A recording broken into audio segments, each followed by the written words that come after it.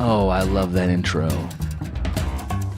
So smooth, getting us right back and ready for attack. That's right, this is Sea of Space Podboys, and we're glad to see you guys back listening to the second episode of our series where we cover Cowboy Bebop, the animated, or I guess we gotta call it anime, the anime series from 1998. I am one of your hosts, Adam Ganzer, and with me is my smooth compadre, Abe Epperson. I'm Abe Epperson. I'm a different energy than him, so you get two energies for the price of one. Welcome. You're a real Edward archetype. I don't want to spoil it, but you're a real Edward type. I love it. I am. You are so ambiguous, and I love that about you. Today we're going to cover the second episode of Cowboy Bebop called Stray Dog Strut. So let's get ready. In 3, 2, 1, let's jam.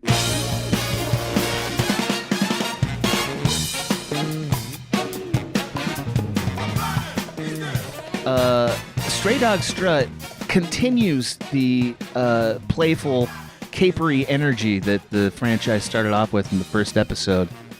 This time we meet our case of the week, who is according to fan theories, a serial pet thief. I don't know how anybody got that information, but okay. Serial pet thief Abdul Hakim. Abdul Hakim has, what we really know is he's stolen a briefcase of some kind that's very like Ronin or something, right? Where, what's in the case is going to be a thing that we discover. And I think it's safe to say that this episode is not as melodramatic or as epic as the first one. Is that a fair summary, Abe? Yeah, it's more playful because it's just like a dog caper as opposed to star-crossed levers blasting into atmosphere and getting shot down by the police. It's a little different stakes, I think. That's right. I would say this is a good example of when Cowboy Bebop does a silly episode, what is it like? This is a pretty clear template for that.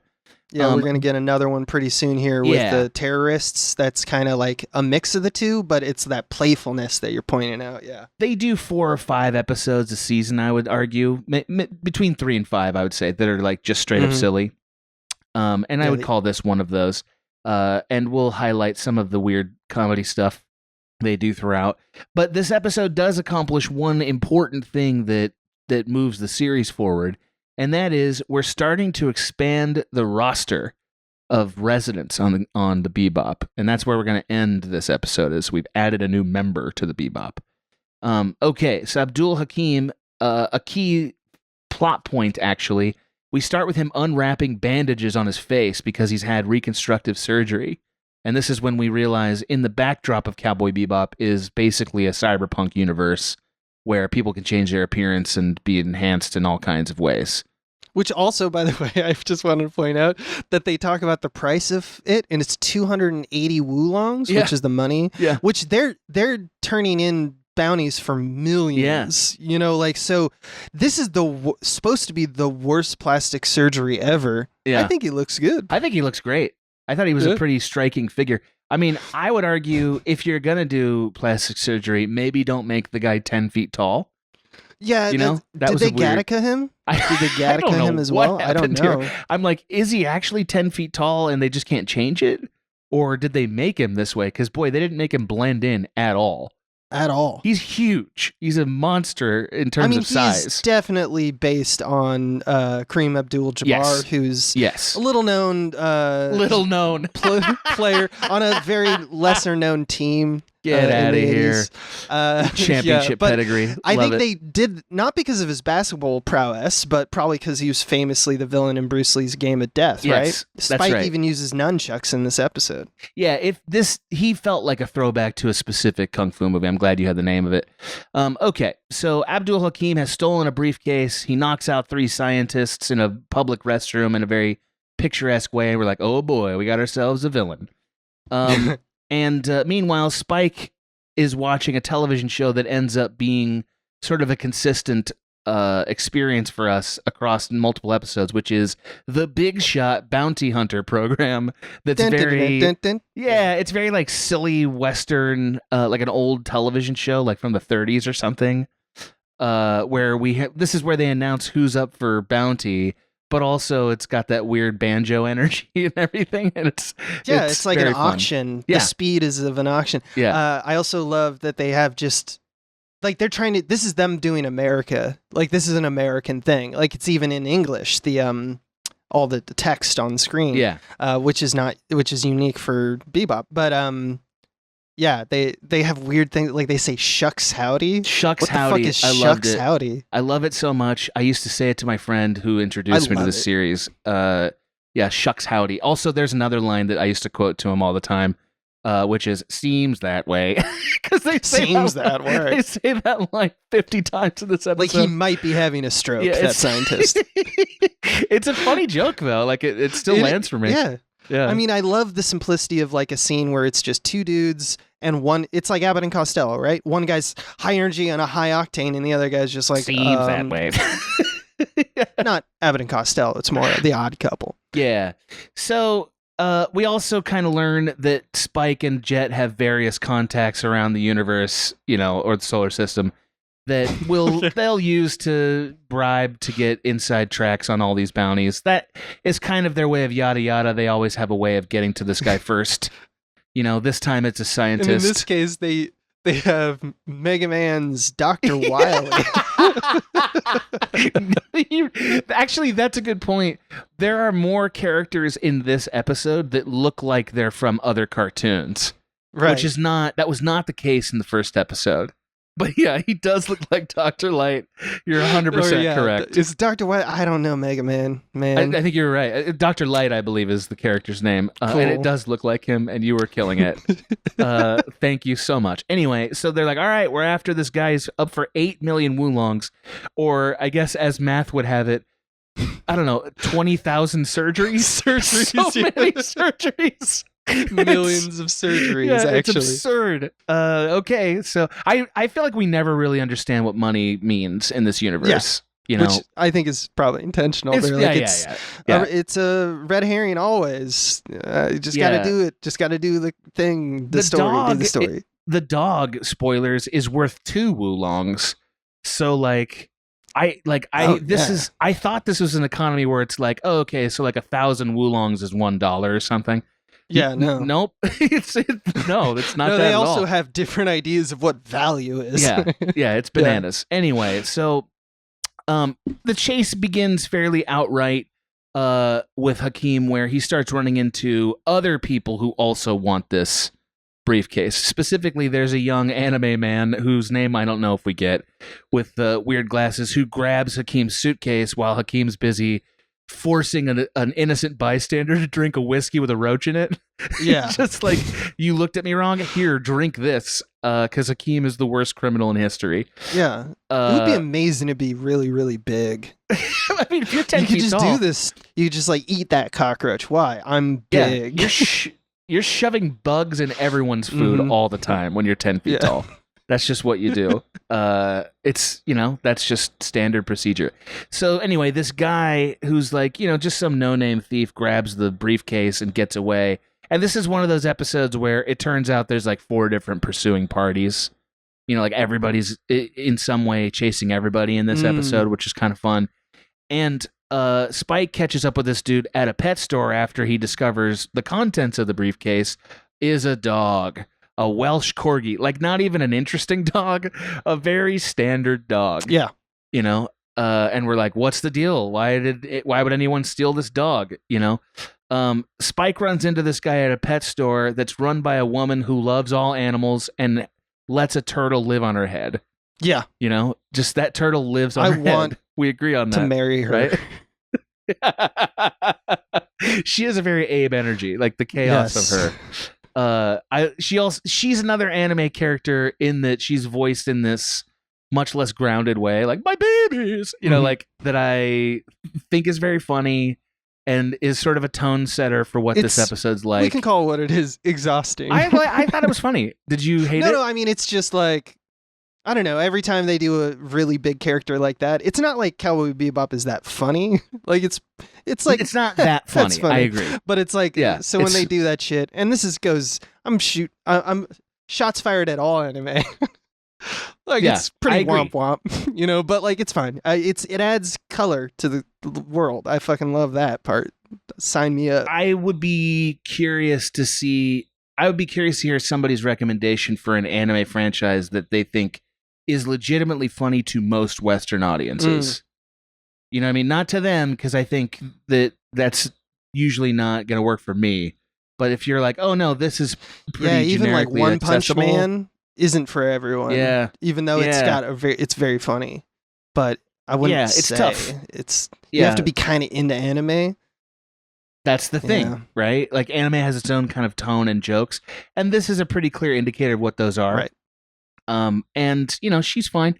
Anyway, so Spike ends up showing up at this pet store where they, I guess, black market exotic pets is what this vendor does. That part's not clear to me. And because Spike kind of gets it wrong with this guy, the dog and several other animals escape. Because meanwhile, we find out there's a group of scientists who are, using a van and relentlessly expositing who they are and what's happening, trying to track down Hakeem and this dog. And when they don't, they will later set off a dog whistle. But that happens at the midpoint of the episode. But so they're anyway, from the research facility. They want their dog back, I think. Spike thinks, oh, okay, this isn't Hakeem. This is just some other guy. Must have had the wrong thing. He walks away. Then 10-foot tall Hakeem comes in and starts whipping ass and tries to get his dog back. And Spike catches notice and the chase is on. Right? Yeah, cool chase too. It's a good chase. Yeah, this episode is mostly chase. Yeah, it's kind of the visual strategy. Ooh, there's some good shots like on the bridge and stuff like that. Like the bridge stuff's great. They really use all parts of the animal in terms of like if you dissect the shots, they're using wide, super close. Like it's bombastic. The editing, Yes, that's right. Ein, it turns out, Ein is the name of the dog, incidentally, and which I assume is short for Einstein. His name is Ein. Yeah, he can turn on appliances in your house or eject himself from a car or whatever. Or later on, I think, actually hack. He can hack It stuff. Seems like he's operating the vehicle. That's very clear. Yeah. It's like touching that button, that button, that button. I'm like, dude, you are fucking hacking right now. Yeah, you're hacking right now. You're a hack dog. I love even it. Hakeem is like, what the fuck is happening with this dog? So they have a classic foot chase where Spike and Hakeem are trying to get to the dog. The dog jumps over the bridge and, they both sort of jump after it, and Spike ends up catching Ein, but not Hakeem, right? Hakeem falls into a barrel of crabs and then sits underwater and stews for an entire sequence. Yeah, he's all crabbed up. I love this subtlety of Ein being smart, too. It's like they just show a little bit here and there, like that event where he jumps on Spike's face to separate them. Like that, you go, like Ein will do stuff and you'll be like, oh, that just seems like a dog doing dumb dog stuff. And then like chess moves later, you're like, oh, he fucking just marionetted that shit. It's not a dumb dog at all. He saved the day. They're very careful about how anthropomorphized Ein is. Like, sometimes Ein will clearly have a human reaction for a joke, but Ein tends to always feel like he's doing something a dog would do, and then it turns out to be really smart. Right, exactly. And so there's this way that it's like like the dog is never human. It doesn't think like a human, but it still manages to solve all kinds of problems. A very Deus Ex Machina pooch. Anyway, back on the Bebop, Jet puts a collar on Ein to track him, and then sends Spike out walking the dog. And Spike complains, I don't want dogs. I don't like kids. I don't know why we're doing all this. Spike is very petulant in this episode. And, that's what the comedy version of Bebop thinks Spike should be like. He does. That's the thing. He loves that dog. Of course he loves it. He loves the dog. We find that out at a key moment later on. Anyhow, Ein takes off when the scientist researchers put a literal dog whistle that causes all the dogs in the city to start chasing the dog van because that was their plan. The dumb scientist who's like the whole time been narrating everything. He's like, I can't hear it. And then they're like, oh, it's a higher frequency. Humans can't hear it. And he's like, I knew that. I was testing you. Yeah. Stupid. It's great. Yeah, dumb and great. So meanwhile, Spike's trying to chase Ein, and Hakeem emerges like a Godzilla this is wild. from the deep. It is Godzilla. It's a total Godzilla reference. It's right. Yeah. He like punches two children after he asked them essentially, he asked them some piece of information, and then Hakeem sort of like angrily stalking the streets trying to find Ein, and runs into an old man who has a bird that's a fortune teller. So this is our second fortune telling creature. Pico can find it. The fortune telling bird. Pico's incredibly accurate. I love that Pico does this thing where he tilts his head and he looks at him like he's sizing it up. Like, if I ever saw a bird do that shit that Pico does in this episode, I'd be like, that bird's. Do you know the future bird? Yeah, that's Lord of the Birds. Yeah. That's future bird. He's looking at me. Anyway, so once the dogs start chasing the van, it becomes kind of a chase that has many different beats to it. But the gist of it is the van fails to capture Ein with a net bazooka. It shoots a net bazooka, catches all dogs but Ein, because Ein is too smart. Hakeem zips by in a car, grabs Ein, and maces him unconscious. Right? It's like a sleeping spray of some kind. It's so cute, too. I want to do this to a dog. I want to spray mace, and it's totally going to go the way I expect it, right? Where the dog just goes, just take a little nap. Just take a little nap with the mace face. Oh, God, it's horrifying. Right. Also, Hakeem could have stolen any car, but he chose to ruin a wedding. He chose to ruin a newlywed love that shit. Car. I love it so hard. Like, it's. I love that she's like, are you happy, my dear? Everything's perfect. Punch in the face. So happy. Everything's coming up marriage. Yeah. Nope, punch in the face. This is not gonna ruin our perfect life. I won't regret prefacing anything this way. I want in like the second to last episode, they're just at divorce court. Of course. It would be perfect. In passing. Just for no reason. Whatever happened, it probably was because he got punched in the face by Hakeem. It started with that car, man. It started with that car. Okay, so Hakeem picks up Ein, drugs him. Spike, not to be outdone, decides, I'm going to fly my ship in human traffic. Like, clearly, Spike decides to use his ship in a way that is always going to cause billions of dollars of city damage. Like, that's who he is. Mm-hmm. He flies a ship in such close proximity to damage the car that Hakeem is driving. And Hakeem ends up having to... because Ein is a brilliant super dog. Ein jumps out the car, which he manages to open. Yeah, he fucks up the car's maneuverability with hacking and then jumps out. Right. So Spike has a choice to make, and this is when we find out who he really is, right? He can chase Hakeem in the bounty, or he can save this dog he claims he hates. Yeah. Right? So what does he do? He saves the dog, of course. He saves the dog. You save the dog. Yeah, because Blake he's a good guy. Snyder wrote a book on it. Right. It's called Save the Dog. It is. It's very famous. It's very, very... Look it up. You'll see it. So anyway, we find this show ends with Spike, Ein now, and Jet at home on the Bebop, and Spike is grumpy that there's a new member, and Hakeem, it turns out, drove directly into a police station, so one presumes they surgeried him back to his normal form and then sent him to jail. Thought they died. No, they all crashed into a police station. That's just clown car shit, right? Yeah, it was some clown car shit. Yeah. That was kind of the vibe of this whole episode. The Big Shot broadcast at the end did mention one interesting tidbit about the universe that's interesting, which is that this research facility that made Ein was illegal. Which is to say, everything in this world is criminals stealing from criminals. Yeah, it's bounty hunters, baby. Yeah. It's all criminals chasing criminals. And there is, I think in the opening Big Shot from last episode, there's 30,000 bounty hunters. 300,000, yeah. In the solar system. So I don't know how many billions of people are alive in this world, but like that seems on par of like a job where it's like, I don't know. like steel workers or something like that. It like does a very seem like that. acceptable profession. Absolutely. But that brings our summary to a close, which means it's time for us to move on to our next section.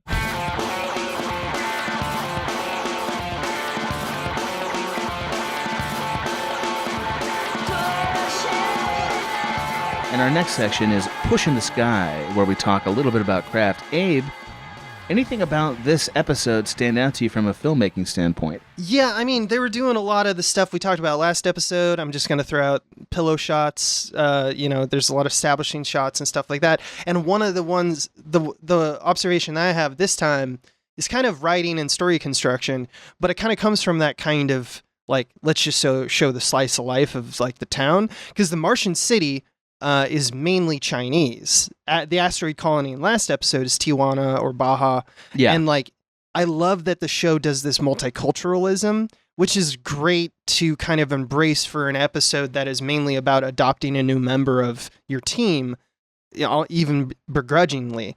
And the way they kind of show this world with street signs or sometimes in Cantonese or Mandarin, and it's kind of back and forth. Later in the series, they have like a lot of Farsi and Arabic, but like they just show you a bunch of different cultures and almost say like, this is, mainly it's Chinese, this town, but there's English everywhere in all of the media. Most cop cars say policia. It's like, it doesn't, the world that they're crafting is one that is like, again, no small stories, this idea of like, well, take a little of that, take a little of that, take a little of that. Why? Because all stories are important. The idea that we're all just cosmically orbiting around, you get that vibe of a deep world just with simple shots of a street sign. Very cool. And I would argue, like, they managed to make a world that feels believable and lived in and doesn't raise questions by their detail. Right. You know what I mean? Like, it's the opposite in some ways of like a Wes Anderson film or like, or like a Tim Burton film that's very, very stylish, where the whole world is one thing. Like, this is a different universe than the one we live in that has layers and layers and layers of history, but feels, because of that, like you have a very secure sense of place that's never in doubt. You know exactly where you are and what it's like there. And I think that's pretty amazing. Yeah, like maximalist or whatever instead of minimalist. It's like, it's just like an aesthetic of excess. But they don't chew the scenery much. Like, they don't spend a lot of time showing it to you, right? It's always sort of just what is necessary to tell the story, and not a ton more. I only wanted to mention something very obvious, but this episode, I thought they did a better job of it than most films do.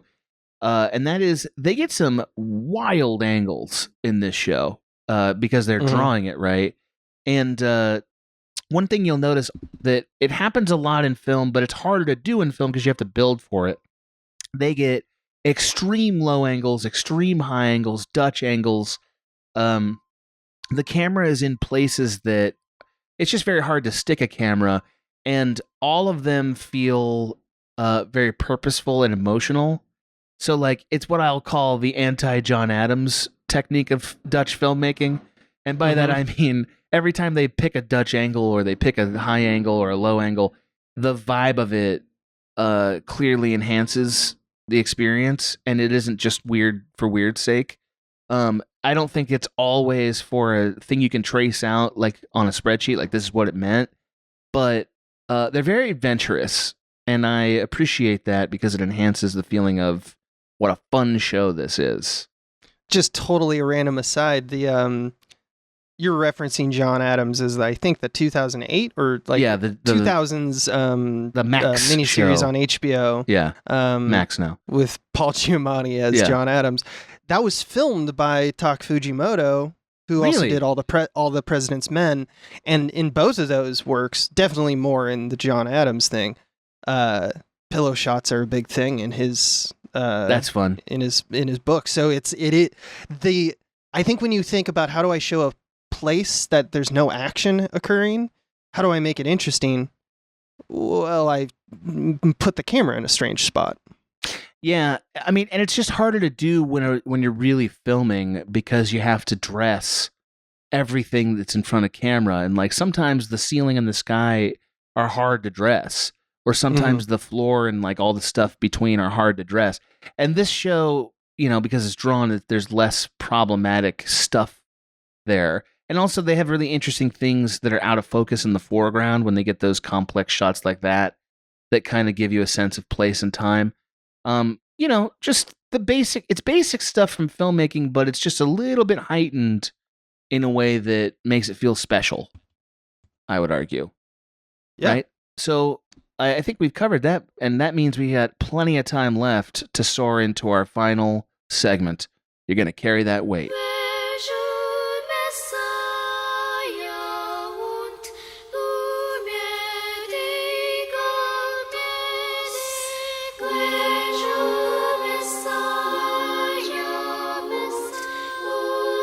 I love that fucking song, dude. Oh my god. This episode is one of the only ones that doesn't have a banger track that I'm like, oh yeah. Not that the music was bad, it was very good. But like there are, 10 episodes of this show that have songs that you're like, whoa, blow my mind. Yeah, even the start, we didn't even mention in the last episode, Asteroid Blues. Like usually there is a song that plays over the title card. Yeah. Of these shows of the show, and it usually is either called that on the OST or is reminiscent of kind of like Asteroid Blues. It's just got this harmonica. I love that.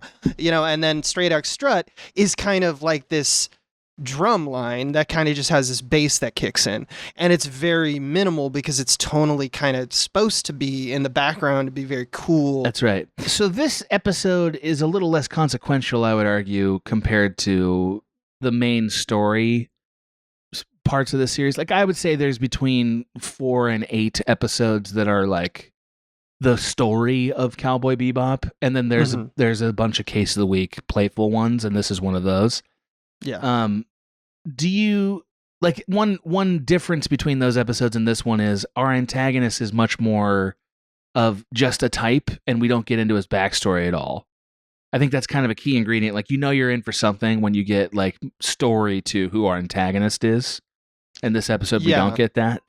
With the case of Katarina and Asimov in Asteroid Blues, it is a momentous event in their life, aka their death, but also like they're being propelled forward because they see greener pastures.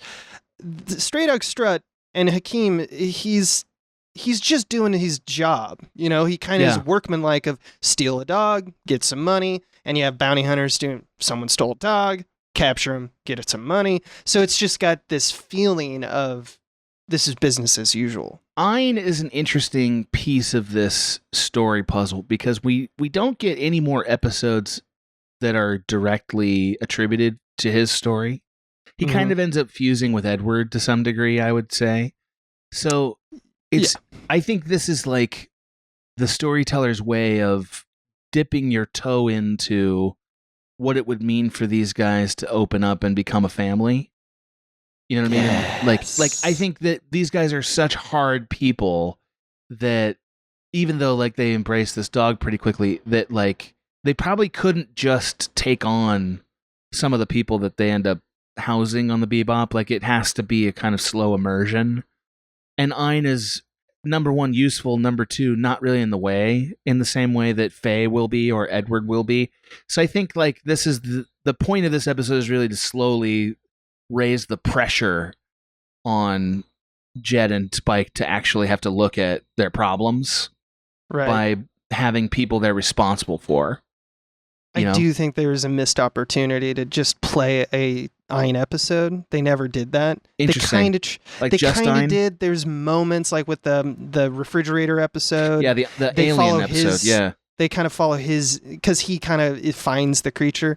There's times we follow him, but I would love to have like he's got like a storied past, like he fell in love with a female dog, and and it's like him and like the research facility and stuff like that getting smarter, and losing touch with his dogmanity. That's an that's an interesting thing about Bebop, is that they're not willing to throw away the sort of groundedness of their story for stuff like that. Like they're willing to get silly sometimes for jokes, but like they never really treat Ein like he's a full person in the same way that most other anime would. Yeah, I mean, he doesn't talk, so that's a key. Right, but he also isn't carry a scene. He's not really anthropomorphized, like not only is he not Meowth from Pokemon, he's also not Pikachu, know? And that's just an interesting decision, because I, like, when they did the live action, they just got rid of Ein altogether. Like, he's not in the show, I'm pretty sure. I can't even remember. I can't recall the Netflix. Anyway, this show mostly revolves around Spike. What did we learn about Spike in this episode, Abe? The climax of this episode is Spike following anyone into traffic, There's an episode later where he almost dies in hyperspace, but yeah, that's a good one. Spike is this shoot first haphazard aspect, and I think that's indicative of where he came from, the syndicate, where they're like we saw in the first episode, oh, is there something that we don't like in a bar? Blow up the bar. That's their solve. Spike comes from that ilk, right? So that's his strategy. He doesn't think past that. That's why he's so viscerally present all the time. And he is a guy who is terrified of how that impacts people in his life. And this episode is about joining life. It's about getting a dog, so it's about making yourself have responsibilities, because he's been fearful of it for so long, because he knows what happens to them, aka Julia, which we're going to learn,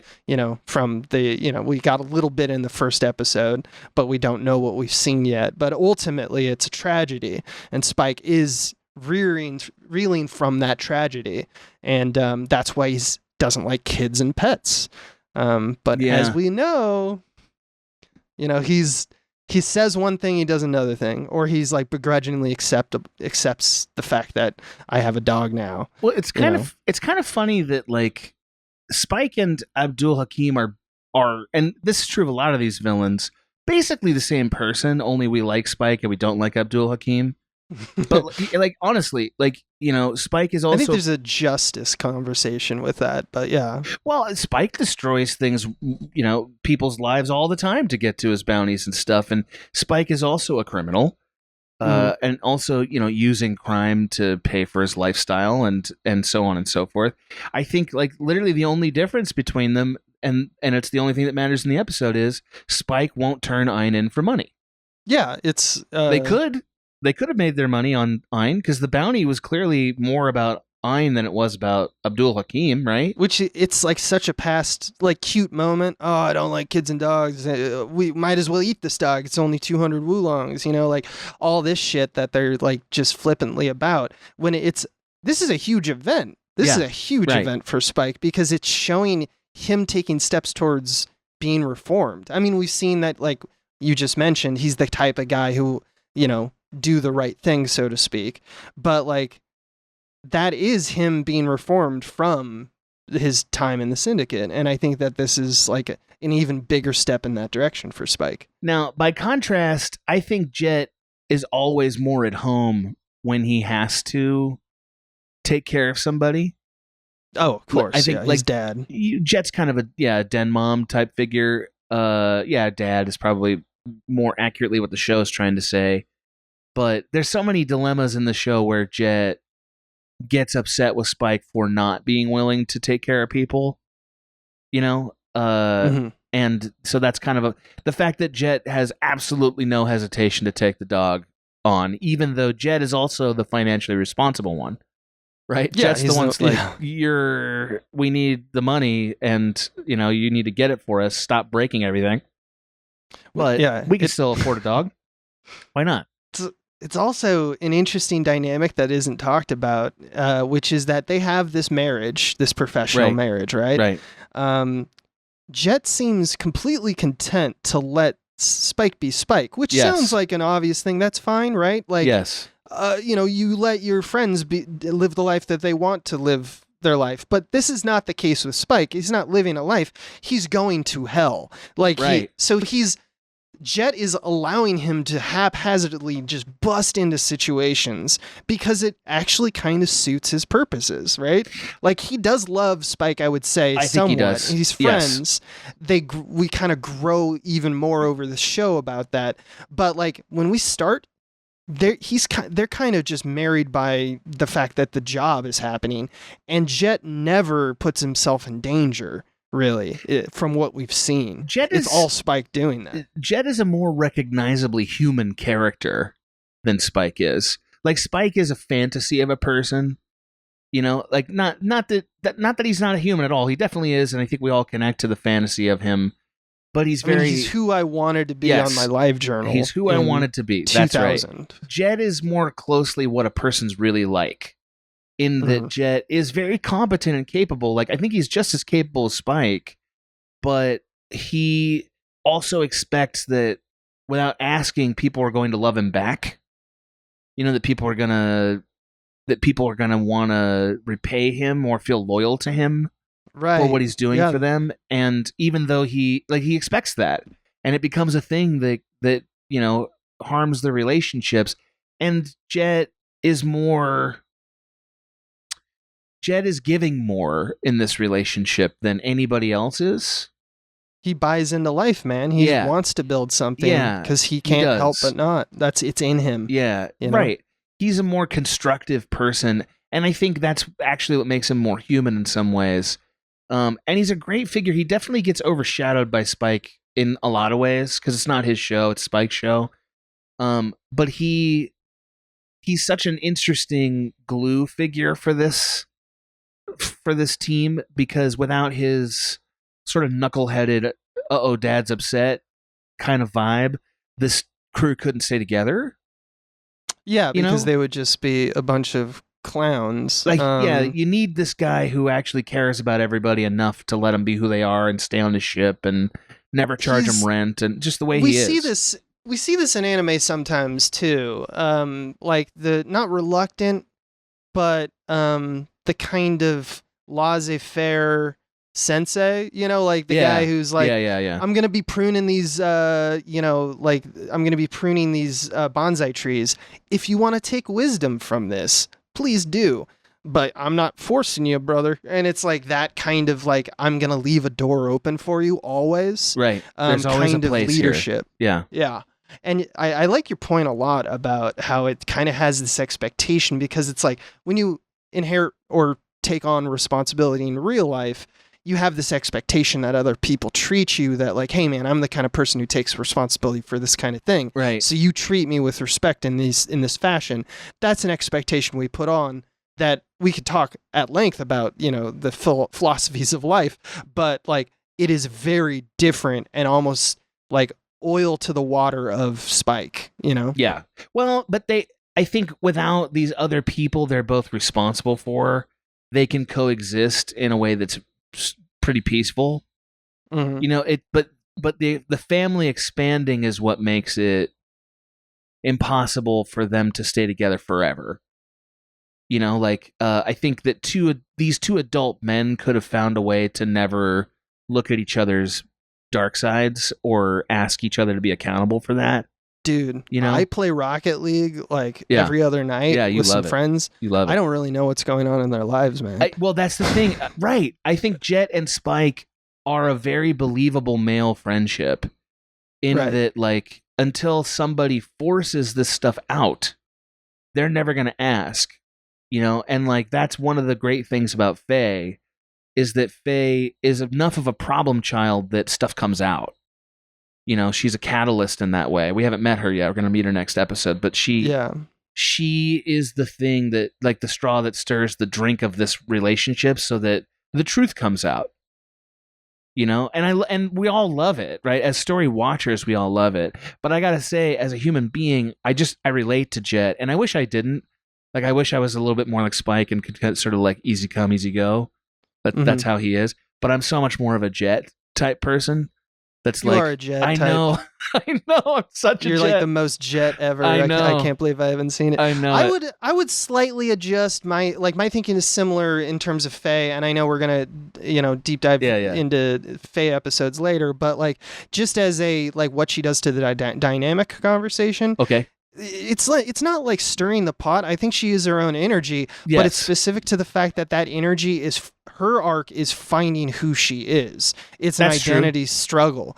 So you have two dudes who don't feel that they even need an identity because they've lived their identity and they're at the end of their journey from their identity.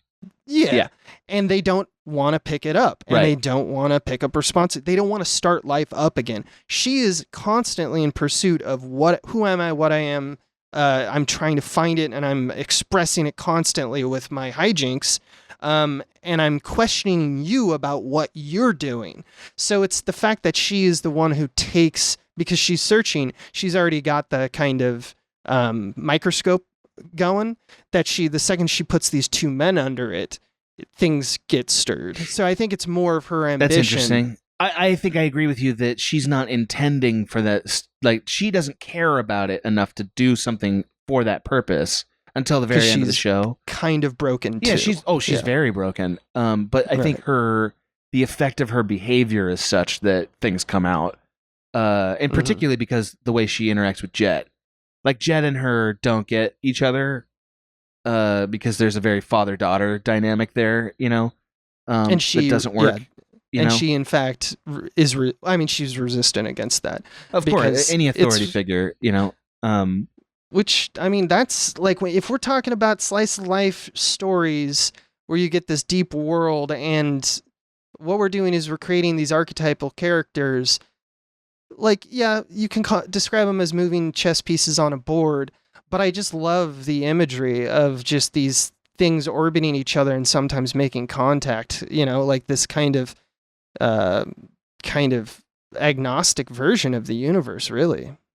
Yeah. Well, that's a conversation we're going to return to a few times, because I would say when we get some of the Faye story episodes, that's when we should really evaluate what do we really know about her. But also, I was going to say, I think you're closest to Faye out of all the personality types.